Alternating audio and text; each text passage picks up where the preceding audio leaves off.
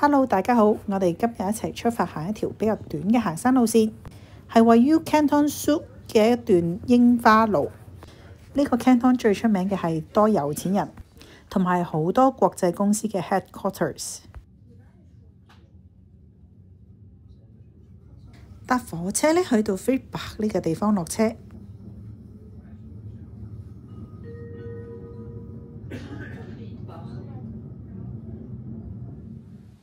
一落車呢，就見到好靚嘅紫藤花，春天嘅瑞士真係五顏六色啊！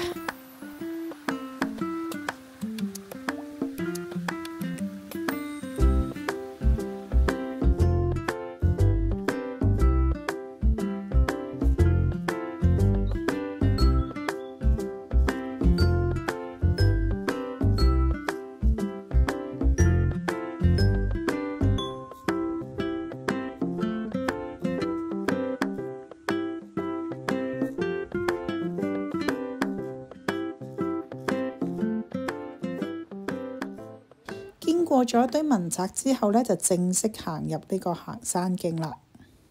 與其係話行山徑呢，我會覺得佢似係一條散步徑多啲。今日呢條路線大部分嘅時間呢，都會係望住蘇格斯嚟行嘅。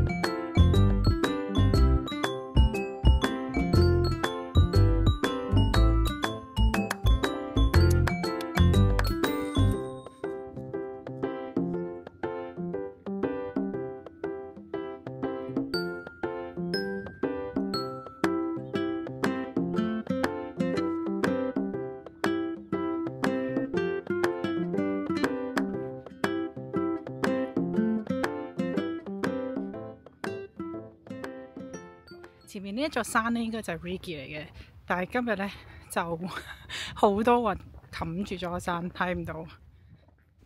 其實呢度呢啲綠色嘅樹呢，全部都係櫻花嚟嘅。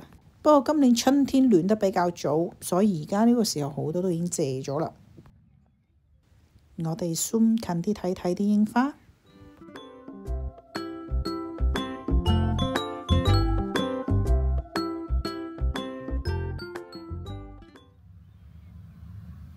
入邊呢啲櫻花呢，佢有啲係白色，有啲係粉紅色，係唔同顏色嘅。如果睇認真睇嘅話，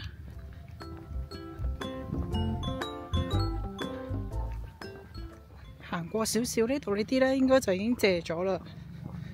應該係唔同品種嘅櫻花。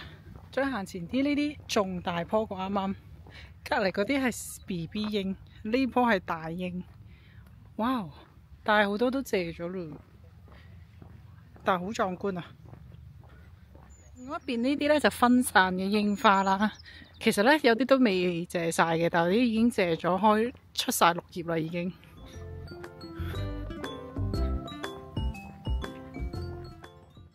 喺瑞士行山最容易撞到嘅就係牧場啦。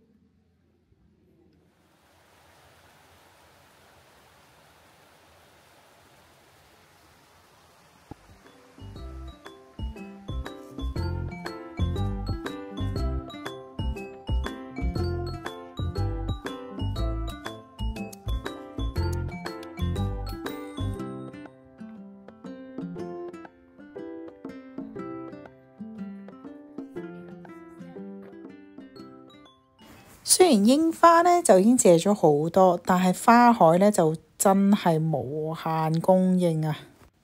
現場睇比起喺呢段片入邊更加壯觀。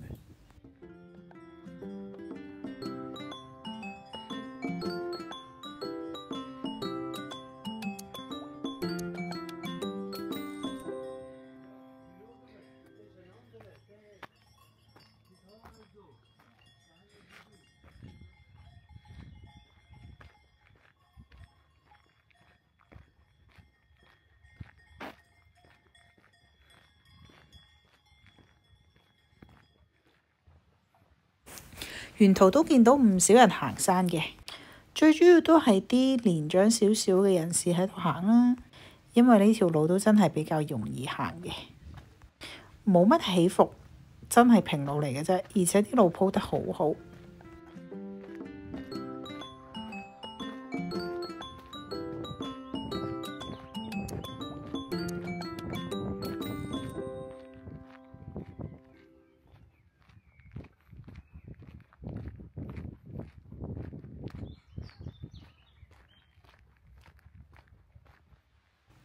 行行下呢，就入咗個樹林區，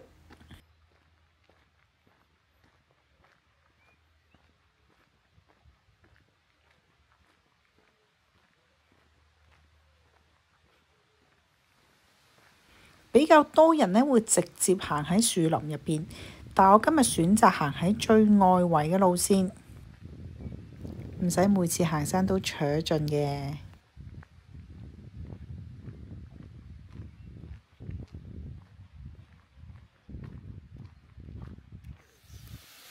今次係特登縮短咗原本嘅路線嘅，原因係俾即將出現喺眼前嘅風景吸引住。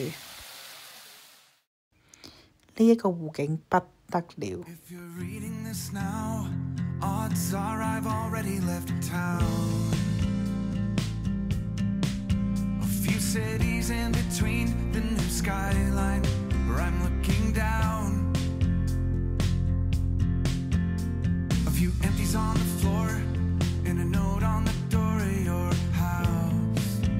望住呢個景，唔係仲行山係嘛？梗係行湖邊啦。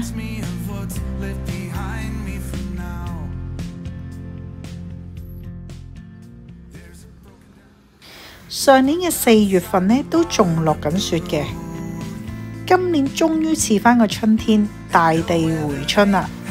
行山嘅季節呢，可以話係正式開始咗啦。之後會帶大家睇更加多唔同嘅山。今日我哋呢條片就嚟到呢度啦，我哋下次再見，ciao ciao。